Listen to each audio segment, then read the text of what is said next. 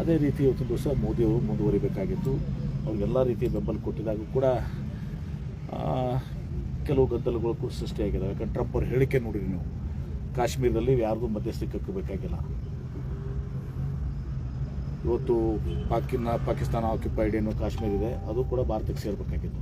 ಇದರಲ್ಲಿ ಯಾರ್ದು ಬೇರೆ ದೇಶಗಳ ಮಧ್ಯಸ್ಥಿಕೆ ನಮ್ಮಲ್ಲಿ ಒಂದು ಪರವಾನಗಿ ಇದಾಗಿನೂ ಕೂಡ ಕೆಲವೊಂದು ಹೇಳಿಕೆಗಳು ಟ್ರಂಪ್ ಮತ್ತು ಹೇಳಿಕೆಗಳು ಬರ್ತಾ ಇದ್ದಾವೆ.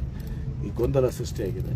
ಹೀಗಾಗಿ ವಿರೋಧ ಪಕ್ಷದ ನಾಯಕರಾಗಿ ಇವತ್ತು ದಿವಸ ತಮ್ಮ ಅನುಭವವನ್ನು ಇವತ್ತು ದಿವಸ ಅವ್ರು ಹೇಳಿದ್ದಾರೆ. ಇವತ್ತು ದಿವಸ ಅದೇನೇ ಇದ್ದರೂ ಕೂಡ ಕಾಂಗ್ರೆಸ್ ಪಕ್ಷ ದೇಶದ ಅಖಂಡತೆಯ ಸಲುವಾಗಿ, ದೇಶದ ನಮ್ಮ ಏನು ಸೈನಿಕರಿದ್ದಾರೆ, ಯಾಕಂದರೆ ರಾಹುಲ್ ಗಾಂಧಿಯವರು ಕೂಡ ಆತಂಕ ವ್ಯಕ್ತಪಡಿಸಿದ್ದಾರೆ. ಯಾಕಂದರೆ ನಮ್ಮ ಸೈನಿಕರ ಸುರಕ್ಷತೆಯೂ ಕೂಡ ಅಷ್ಟೇ ಮುಖ್ಯ ಅಲ್ಲ,